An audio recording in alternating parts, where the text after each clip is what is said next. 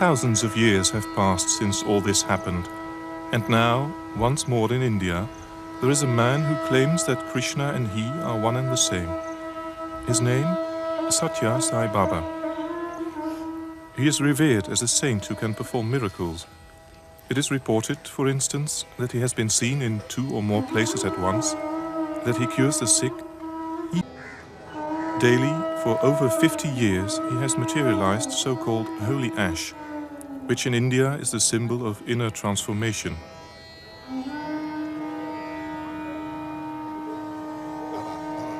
Followers who restrict their view to the production out of thin air of necklaces, watches and other pieces of jewelry, he corrects by stating that they are only his calling cards.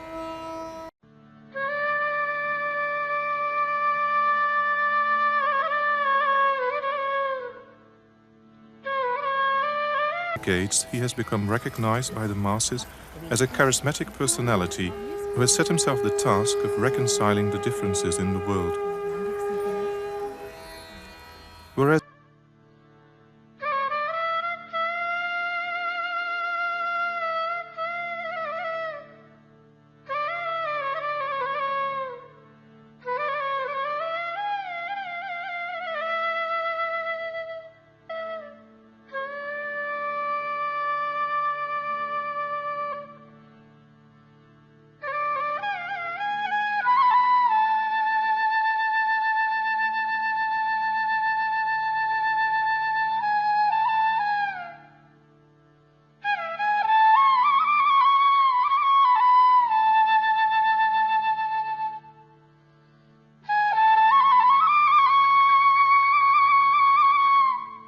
divinity has come as man among men.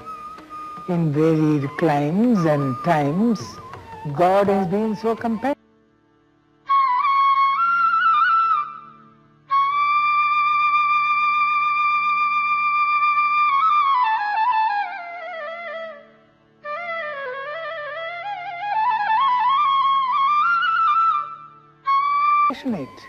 That he has come to save mankind. And at this moment of the world's history, when mankind is on the brink of suicide, he has come as Bhagavan Sathya Sai Baba. Therefore, this is a call for all.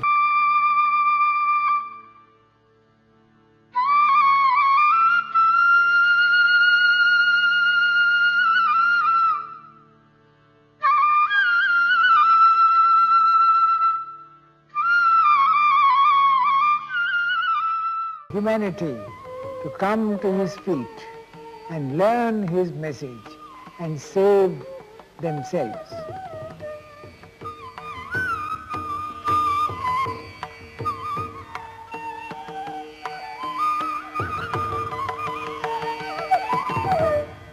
By Jesus of Nazareth, by their fruit you shall know the tree. And energy. We would have welcomed the opportunity to have him address these issues in person, but he didn't think the time was ripe. And devotion to bring peace and harmony.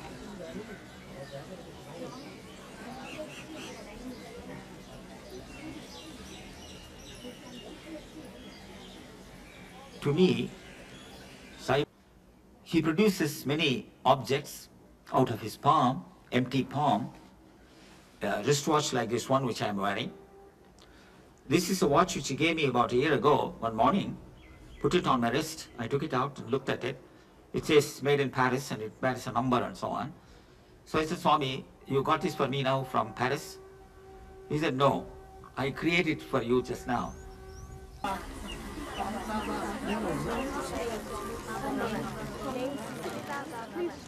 Ever since he was 14, Sathya Sai Baba has been granting darshan to devotees.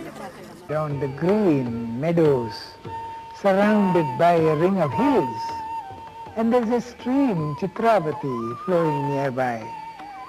It is the abode of Sanatana Sarathi. That is the name that Baba has given for himself. He is the eternal charioteer.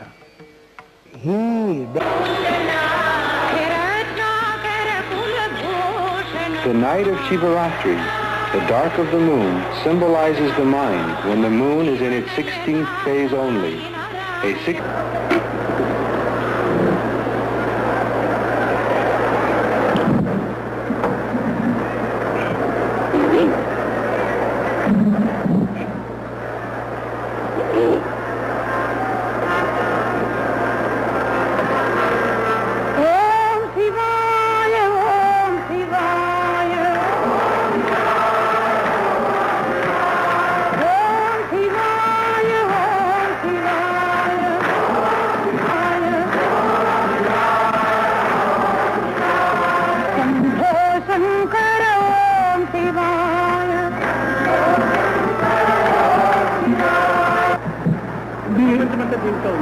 The lingam which has just been generated is called the Prithvi Lingam. The entire creation and the world is comparison for a phenomenon like this.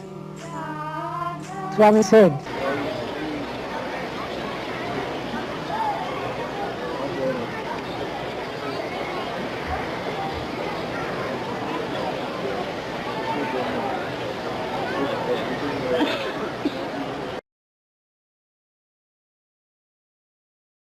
Dear Swami, I offer this talk to you, and I pray that you come through my words and speak through me and love through me and bring your presence here so we can experience your presence and feel your glory. And brothers and sisters on the spiritual path, it's a blessing and a worry to say a few words about Swami. And Swami is another name for Sathya Sai Baba. A name of respect and of affection, and I'll call Swami Swami. It's a blessing to be able to say a few words, and I know how difficult it is to speak about Swami. I've tried for 21 years, and I pray that he actually helps me on this film, which is supposed to be an introduction to Swami. And I hope that it shows some of the marvelous aspects of this extraordinary being who has captivated me and many others so much that many of us, all we want to do is just say his name and immerse ourselves in his presence. What kind of force can do that to thinking, relatively sane human beings? That they become immersed in him and all they want to do is say his name and think about him and offer things to him. So I hope I can try to express to you some of the glory that is Sathya Sai Baba. Now, 21 years ago, I was about 9 years into psychiatry, and I evidently recognized it fairly slowly, but I recognized psychiatry wasn't going to help me understand some of the basic questions. It helps people understand something about anxiety and depression and interpersonal relationships and how to get along socially, but it leaves out an ocean of question about, or answer about the fundamental questions. Why are we here? In this brief, small period of time, what are we doing walking around this Earth, which is part of a solar system, which is one system among billions in our galaxy, which is one galaxy among billions in all of creation? What are we doing here? Why were we born? Are we just a mistake? And even though we understand these questions, they leave us quickly. We don't really seem to be committed to trying to find an answer to such an unusual question. What is the purpose of this life? Where are we coming from? Where are we going? Is there some meaning to this besides earning a living and dying with perhaps a few pennies in our pocket or nothing in our pocket? It makes no difference. But psychiatry didn't answer this. I wondered, well, was this just a neurotic preoccupation? Thank God, somebody of authority, Sathya Sai Baba, would tell me later that all of these concerns about social existence and about work and about everyday life is a drop compared to the ocean of importance of concerning ourselves with what is the purpose of our life, where did we come from, where are we going. It's not a small concern, it's a great concern.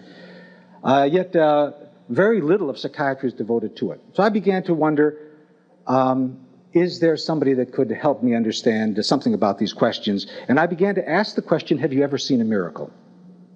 21 years ago, and I asked her about who's Sai Baba, and the whole day was filled with nothing but talk about Sai Baba. And she told me things that were extraordinary, and I couldn't believe. And so as newcomers, I'm going to repeat just a few things which I grew to recognize are very extraordinary aspects of a human being. Sai Baba would know who you are when you came to him. He would know everything about you. Now that's sort of unusual. He would know how to cure your illness, or tell you about advice about your loved ones and your sick people at home, or tell you something to help your business. Or he could materialize an object. He could materialize an object that you're thinking. Now, I thought that was quite an unusual thing. I stopped you right there and I says, can he really do miracles? Yes, he does it daily, and people can see it. Well, what is the significance of that? To me, it had a great deal of meaning because being in psychiatry so long, I heard many people talk, and I know that talk is cheap. And even the great ones, even the great preachers, you have to wonder what they really do know. Because it's easier to talk and look good than to be good. You should talk good, be good, and do good, says Sai Baba. But evidently it's not such a big power to stand in front of people and convince them about things. It's harder to be a good person. So Sai Baba says it like this, that many people are heroes on the podium and zeros in life. And I knew that very well, because some of the best teachers were just so verbal and articulate and great. And I could take a look at their life, and I said, well, that's the way you should be. You're living your life. My God, we're in deep trouble.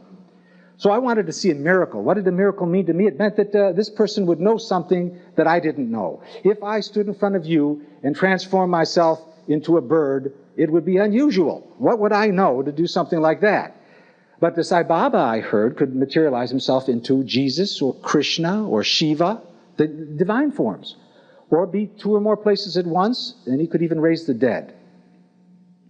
Now, devotees too easily sometimes just list a whole list of powers.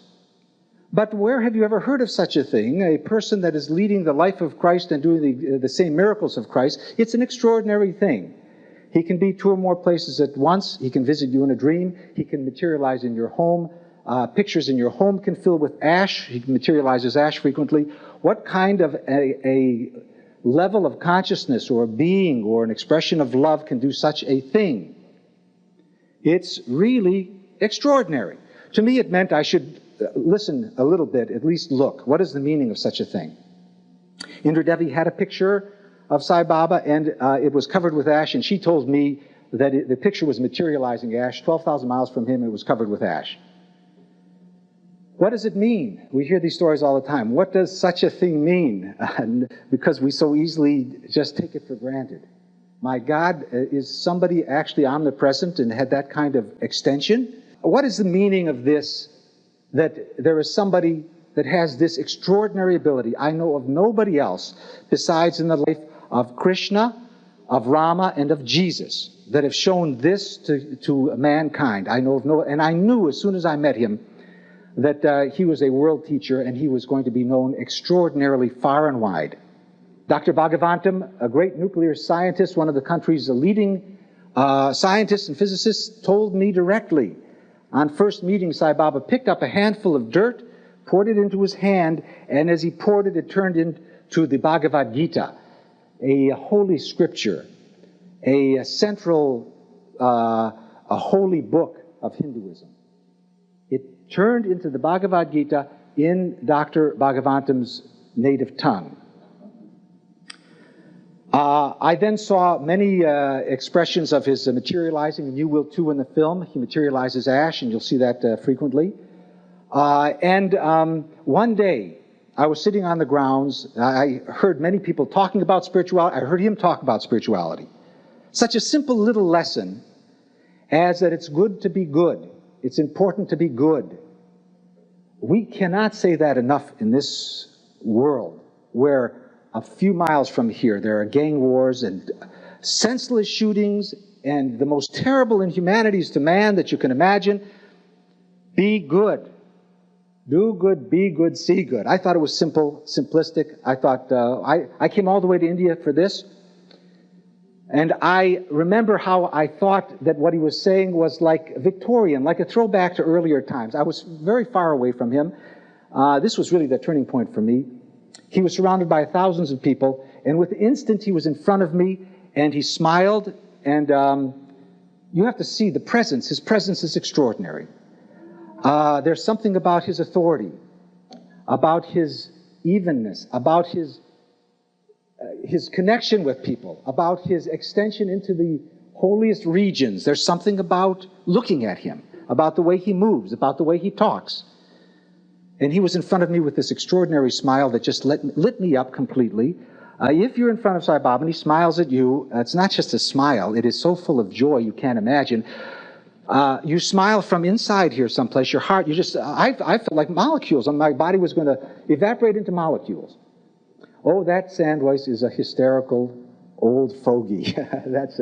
People, okay, would believe that. He's an just hysterical. I'm telling you, really, I know something about emotional reactions, and really, there's something extraordinary in his presence. A sense of holiness. The hardest people, I've seen the hardest people weep just from looking at him. I'm sitting on the grounds and I say, my God, the rules that govern the development of one's spiritual life are more real than the rules of physics, than the rules that govern the physical universe. And as I was just thinking this, he came up in front of me from nowhere, and he just stood in bliss for a half a minute, like this, and then he walked away. Well, after my first visit there, all these stories, all these experiences, I was convinced that we are seeing a world teacher who has no limitation and extends every place. There's no question in my mind that this world is filled with his presence, that it is more real than the everyday eating and sleeping that we do, that he is here, and that if we turn ourselves, our consciousness, our awareness, we hook it into divinity in some level. Many people feel this with Sai Baba. They say his name and they think about him, and they keep him close. Keep the lump of coal next to the live ember so it becomes live ember. Keep the focus. And this power that has given us birth and given us consciousness, and of which we are all a part, it will come into our hearts and ignite us. Many people feel that as they turn themselves to this extraordinary power, they actually feel his presence in their life. And he said, you can do this with any form of divinity. All of them are potent and filled with power and love, and you turn yourself with the real love and real interest in making relationship, and this love will come into you, and you'll develop a live relationship.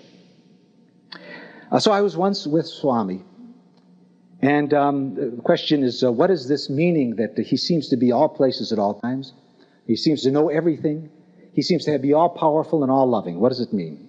And he once told me that people believe that they're separate from each other, and that the world is made up of separate names and forms. That's imagination. We take it for granted and we live our lives that way, but it's imagination. You are not separate from me. You and I are actually the same person. Impossible to believe. Maybe we can understand it in the form of our own dreams. We are asleep and we talk to somebody in our dream. We have an actual conversation and they tell us something we've never known. And we wake up and we say, what is that? Was I with that person, or was that all my own mind? And likewise, in this waked dream, one day we wake up and we realize we are the totality. We are divinity. That's what he said. He said, look, I've come to show people that they're not their bodies and their minds who they generally identify with. The limitation, that which is subject to birth and death. This is not who we are. We are the infinite. He said, the difference between you and me is that I know this and you don't. Now, what a bit of information this is. It's very crucial to lead a life, a meaningful, fulfilled life, to understand this. He says, I am every place at all times. I am the most distant star. I'm in the closest blade of grass. I fill all of space as light. I am in everybody's heart. There's no place I am not. I always have been and always will be. I can transmute earth into sky and sky into earth. And then he said, I don't do it very often because it's inconvenient to some people. We sort of chuckled at that. And then he said, this is who you are. You are beyond birth and death. You are beyond pain and limitation. You are the infinite consciousness. You are divinity itself. Your everlasting life. You are constant integrated awareness. You are pure love. Now, that's very important to know if that's really true. If that's true, that's important to know.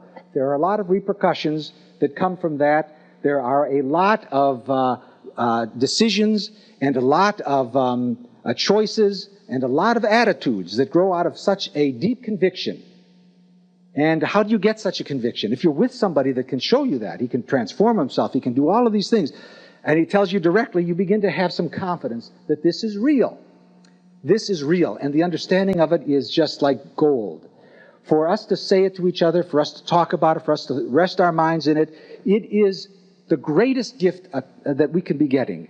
When has a divine incarnation come like this that gives us this kind of wisdom, the deepest gift? One has such gratitude to understand what a gift this is. What a gift. It's the center of one's life. It is at the center part of all decisions. It is the center of the development of our attitudes and our relationships, to understand this, to contemplate it, and to lead our lives accordingly. And he says to do that, to lead our lives according to this wisdom, to this information, this insight he's giving us, takes nerves, muscles of iron and nerves of steel, to have this kind of focus, this kind of conviction, and this kind of confidence. Sai Baba said it like this: for the protection of the virtuous, for the destruction of evildoers, and for the establishment of righteousness on a firm footing, I incarnate from age to age. He said this in 1968. I think it was his 42nd birthday. And what he's taking when he takes these letters are people's deepest yearning for some kind of contact and to answer some kind of prayer. And so you'll see him taking the letter. Based upon high values, it is useless. In fact, he says, politics without principles, commerce without morality, science without humanity, and education without character. Education not built upon character is not only useless, but very, very dangerous. Start the day with love, fill the day with love, spend the day with love, end the day with love. This is the way to God.